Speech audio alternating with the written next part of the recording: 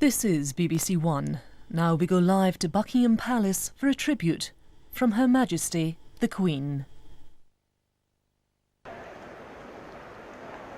Since last Sunday's dreadful news, we have seen throughout Britain and around the world an overwhelming expression of sadness at Diana's death. We have all been trying in our different ways to cope. It is not easy to express a sense of loss, since the initial shock is often succeeded by a mixture of other feelings: disbelief, incomprehension, anger, and concern for those who remain. We have all felt those emotions in these last few days. So what I say to you now, as your Queen and as a grandmother, I say from my heart. First, I want to pay tribute to Diana myself.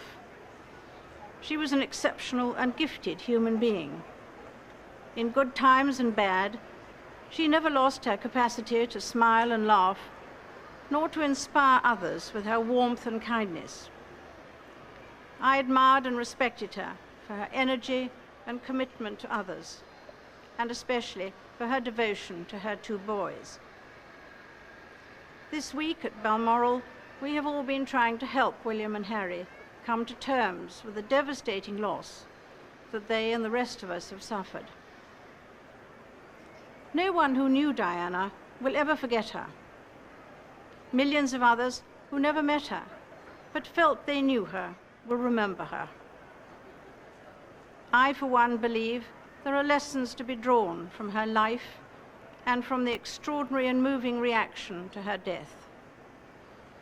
I share in your determination to cherish her memory.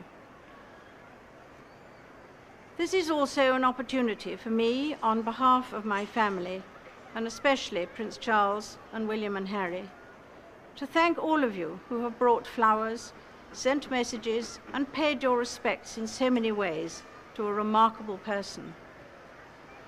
These acts of kindness have been a huge source of help and comfort.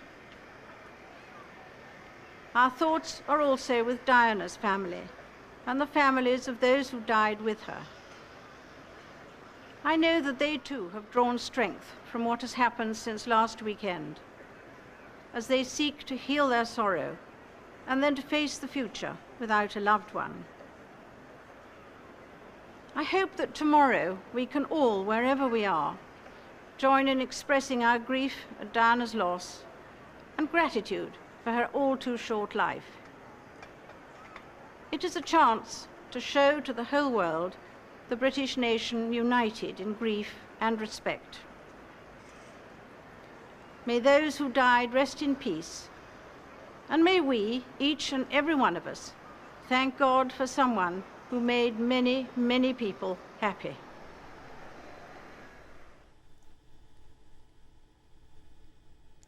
This is BBC One. Now the 6 o'clock news with Anna Ford and Diana Medill.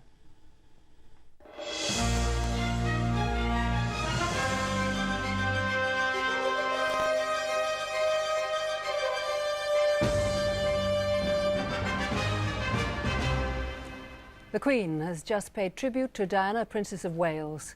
In a live broadcast, she said the world had been overwhelmed by a feeling of sadness. She described the princess as an exceptional and gifted human being. Earlier, she met some of the crowds outside Buckingham Palace. The three princes talked to the crowds at St James's and at Kensington Palace. Harrods has released a security video taken the night the princess died, which it says casts doubt on the claims that her driver was drunk. And in a change of plan, the body of the princess is to be buried in the grounds of her ancestral home, Althorp House, not in the family vault.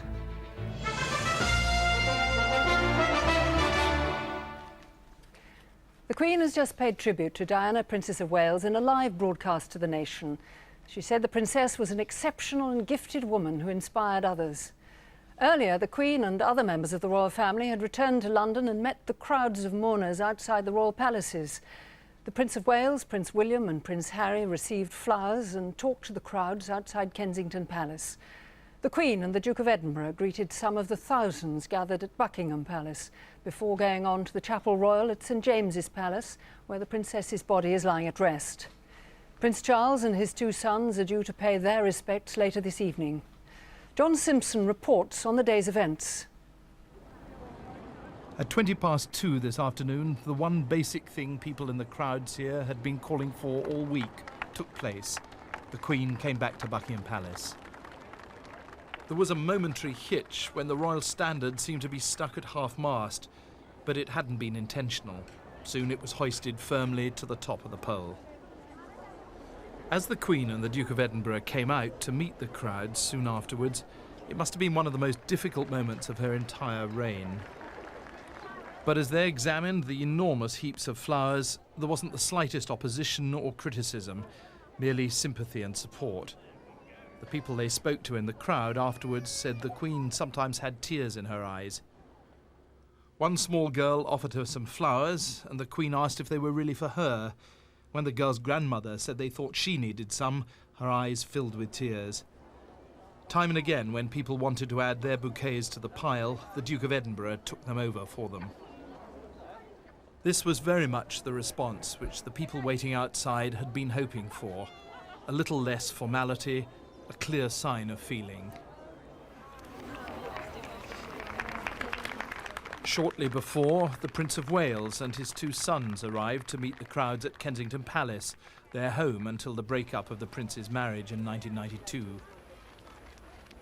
This must have been a difficult moment for each of them too, but again, the intense sympathy from people who had badly wanted to see them carried them through it. The hardest point seemed to come when they went over to look at the flowers. There are more flowers here than anywhere, and the scent that comes from them is extraordinary.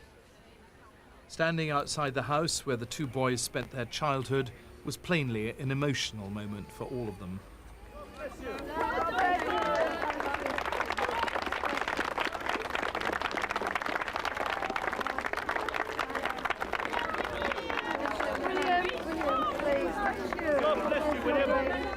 If there'd been any anxieties about the reception they were going to get, this was the answer.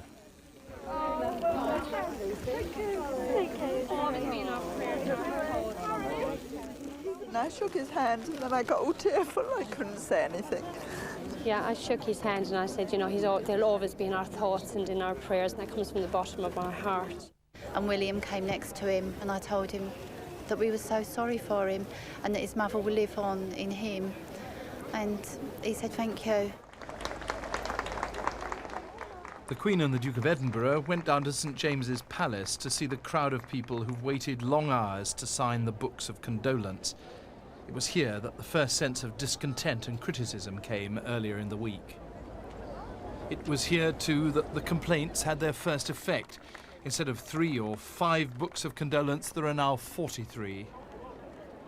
This was one of the concessions that Buckingham Palace has made, like the Queen's broadcast this evening, and the palace flag at half-mast tomorrow, and the less stuffy funeral, and today's walkabouts. Well, I think all the people have been coming here every day, particularly hoping that she would return.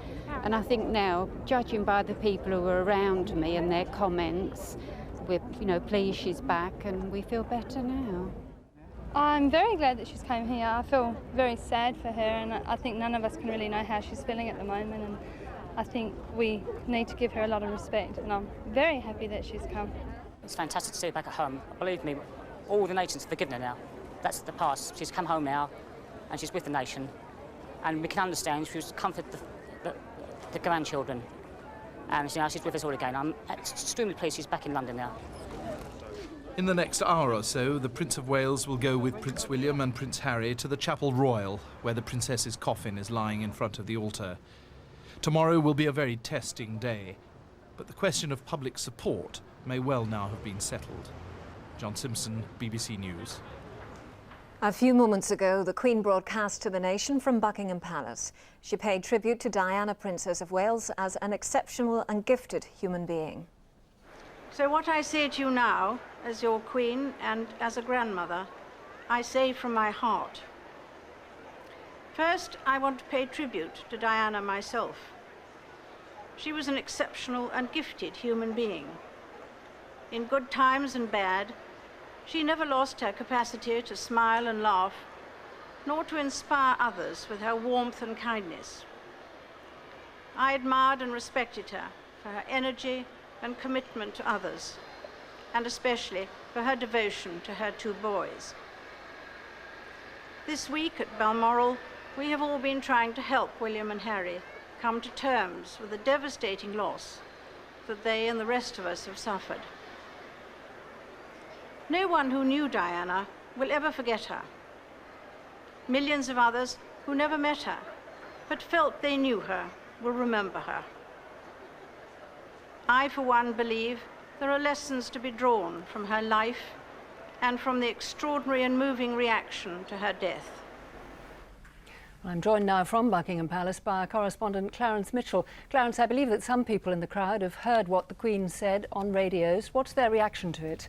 Indeed, that's right, Anna. Yes, many people are still waiting in front of Buckingham Palace to witness the procession of a hearse taking Diana's coffin from St James's Palace, the Chapel Royal, up to Kensington Palace later this evening. And yes, you're right, they have been aware of what the Queen has been saying. And in fact, I have 2 people with me who have been in the crowd outside Buckingham Palace throughout the day. Terry McDowell from Billericay in Essex and Joan McSweeney from Hainault, also in Essex. Terry, first, if I could ask you, what do you actually think, your initial impression of the Queen's address? I think a very difficult time for the royal family, a very difficult speech for the Queen, probably the most difficult she'll ever have. And I think she touched on everything that everybody's feeling at the moment. I think it was very good. I'm very happy. And Joan, your thoughts as well. She paid tribute to Diana. She thanked everyone for the support so far. Yeah, I agree with Terry. I think it was a very good speech, what was said. Yes, I do agree. I hope it's true that she feels it, you know, it is her words and nobody else's, and also I hope they do learn that communicating with the people, that's what the people want, and it's not people power making them change. Terry, on that point, do you think the royal family has now done enough to allow for public opinion? Yes, I think so, yes. It's been a very difficult time. I mean, I can understand, I can feel for her being up there with the children in Balmoral, but it must have been very difficult, and it must be even just as hard to come down here and do a speech like that. I think the royal family have come through here. I'm very pleased. And Joan, briefly, your thoughts as well. Do you think that the royal family has bound to public opinion, or have they done this on their own terms? I think there's public opinion. I do, yes. A statement perhaps earlier saying that they were going to do this may have helped. I know it's been a very difficult time for them, and everybody, every family needs to be on their own to come to terms with this kind of bereavement. Joan McSweeney, thank you very much, and Terry McDowell, thank you. With that, back to you, Anna, in the studio. Clarence, thank you. Well, with me now in the studio is our court correspondent, Jenny Bond. Jenny, I don't think I've ever seen the Queen looking more relaxed when she's making a formal statement, and it carried great warmth, didn't it? It did. She was very composed, but clearly moved, and a great deal of emotion in this. To use the words that it was coming from the heart is extraordinary, coming from the Queen. And I think she captured Diana's spirit perfectly. She said that she never lost her capacity to smile and laugh in good times or bad. So the Queen was recognising that there were bad times. And I think it's interesting that she spoke of her respect for Diana as well, and for her work, her great commitment. She also talked about the mixture of emotions, which is touching on difficult ground, isn't it? That after an event like this, people do have a mixture of emotions. Yes, she was trying to explain why they'd stayed at Balmoral, and she said that they'd had a whole range of feelings, shock, disbelief, incomprehension, anger, and concern for those who remain. I think in doing so, she is showing that although we cannot expect this weighty institution to change its whole character overnight, she has shown us its humanity, its other face, its vulnerability, its hurt, and its emotions, and that is extremely unusual. Well, the other extraordinary thing that she said is that I, for one, believe that there are lessons to be learnt from her life and from the extraordinary and moving reaction to her death. Yes, and she went on to say that she shared in our determination to cherish Diana's memory, and by implication it means that Diana's legacy will go on if the Queen has anything to do with it, and put that together with the statement that lessons are to be drawn, and I think perhaps she is saying that they are going to try to change. So do you see this as a sort of watershed for the monarchy? I think undoubtedly it has been exactly that. As I say, I don't think there'll be changes overnight, but I think she's done all she can now to assuage the hurt of the people, as well as the royal family being hurt, and paid very moving tribute to someone who, as she said, I thought very touchingly, said, Diana made many, many people happy. Jenny Bond, thank you very much. Mohammed Al Fayed has released a security video from the Ritz Hotel in Paris showing moments from the last few hours in the lives of the princess and her son Dodi. The Spencer family told the BBC that they had no objection to the release of the video. Diana, Princess of Wales, and Dodi Fayed arrive at the Ritz Hotel in Paris for dinner. Photographers are there to greet them, but are kept at bay by security staff who escort the couple into the foyer. Mohammed Al Fayed reportedly didn't want to release this security video, but felt it was necessary to counter what he said were misleading allegations that had been made. Allegations that the driver of the car in which the princess died, Henri Paul, here pulling up at the hotel in his Mini, was drunk. Mr Al Fayed's staff claim this footage shows a man steady on his feet and clearly sober. They say all those pictured with him have given evidence backing that view. Hotel security stopped At a news conference at Harrods, a senior forensic scientist who spent 2 days in Paris at the request of the Al Fayeds said the pathologist's report suggesting Mr Paul had drunk excessive amounts of alcohol was not reliable. In my view, given that Mr Paul died a violent death with extensive internal injuries, the possibility of contamination of the blood is a real one and must be seriously considered. Journalists were told that Mohammed Al Fayed would dedicate the proceeds of an auction of the Duke and Duchess of Windsor's collection and £5 million either to charities supported by the princess or to set up a children's hospital. His spokesman also said he'd been authorised to give a few details of what he said was the sincere relationship between the princess and Dodi Fayed. The princess also gave to Dodi a pair of cufflinks. They were the last gift she had received from her father, the late Earl Spencer. She said that she knew that it would give him joy to know they were in such safe and special hands. The couple are pictured here at the back exit of the Ritz just before leaving on their final journey.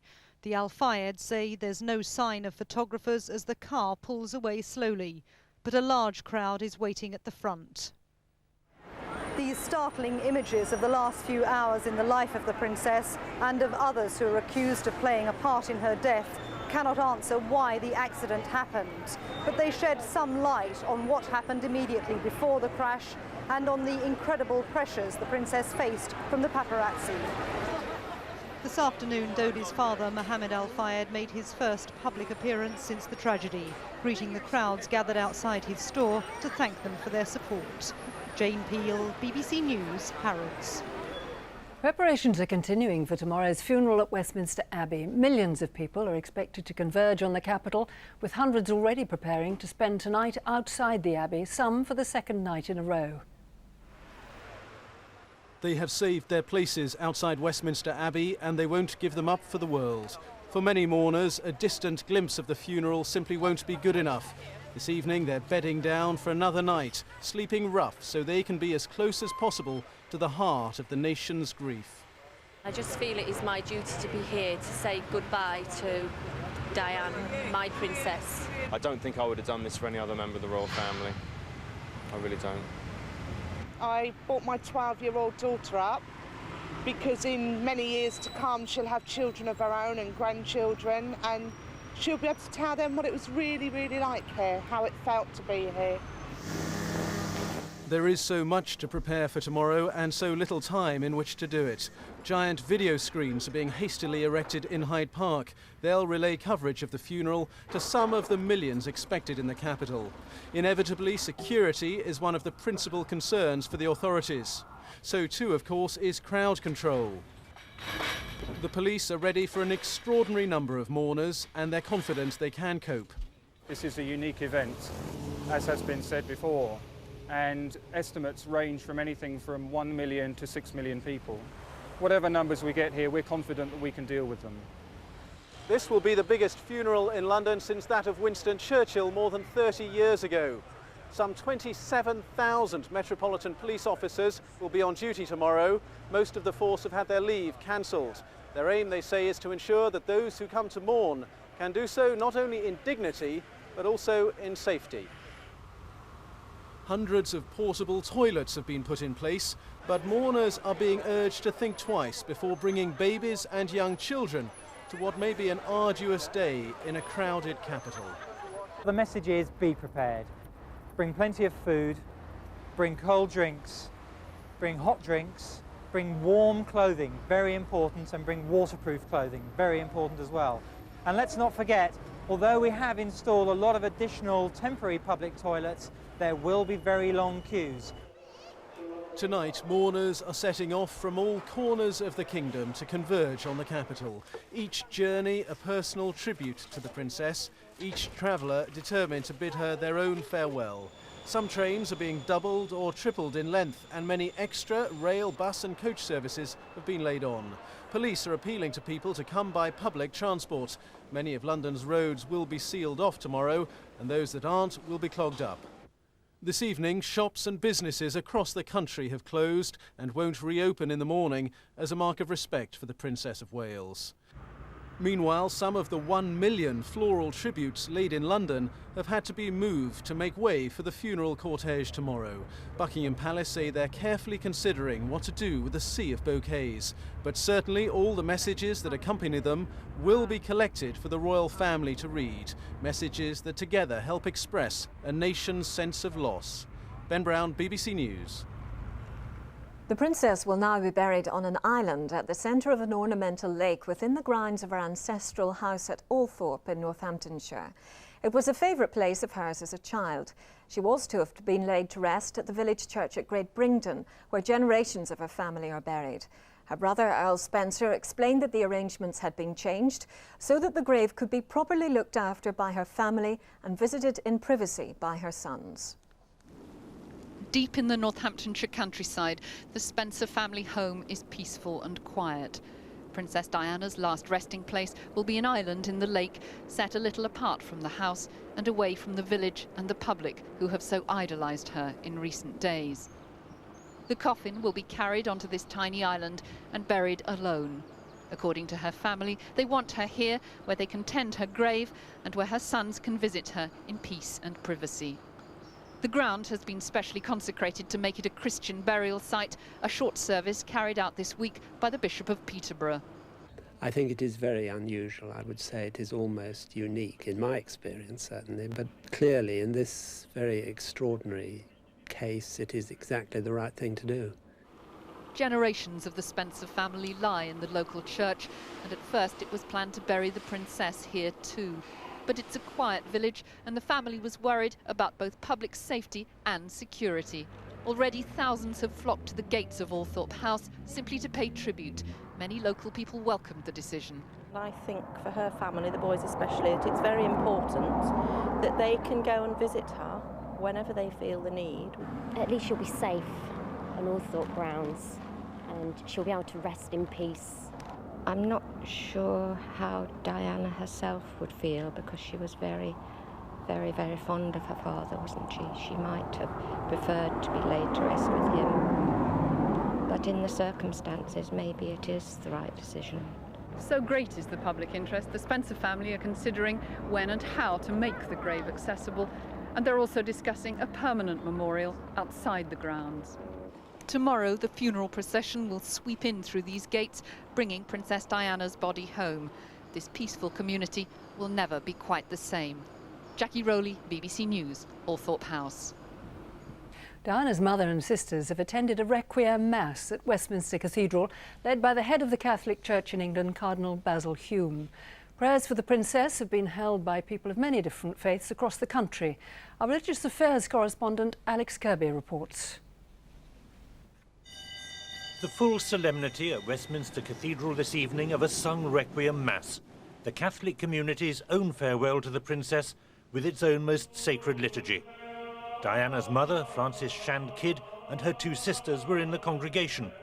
The cathedral was packed so tight that the doors had to be closed well before the start of the Mass. Cardinal Basil Hume, who in his sermon spoke of Diana as flawed but lovable and above all loved by God, reminded the faithful why they were there. This Mass has been offered for the repose of the soul of Diana, Princess of Wales. We pray too for her two sons, Prince William and Prince Harry, for Prince Charles, for Diana's own mother, her brother and two sisters, for Her Majesty the Queen, and we pray also for all those grieving at this time, the families of those who died with her, and for Mr. Trevor Rhys-Jones, who still lies in hospital, grievously sick. Soon, though, all attention will be focused on Westminster Abbey, the setting for so many defining national moments. Final preparations went on throughout the day, with a full dress rehearsal this afternoon to make sure there'll be no hitches. But the work is almost done, and tonight the Abbey will be silent and waiting. As this extraordinary week draws towards its climax, the country's grief has given it a sense of unity unfamiliar for many years. And even religions which normally worship apart and according to their own strict rules have found themselves caught up in something quite outside their experience. Today, Islam's holy day saw Muslims making their way to worship across the country, here arriving at a simple backstreet mosque in Bradford. It was a traditional Friday prayer meeting.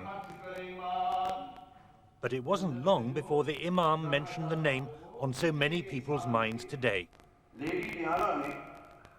Many Muslims admire Diana's humanitarian work, and especially her campaign against landmines, something, the preacher said, where Muslim political leaders had much to learn from her. Alex Kirby, BBC News.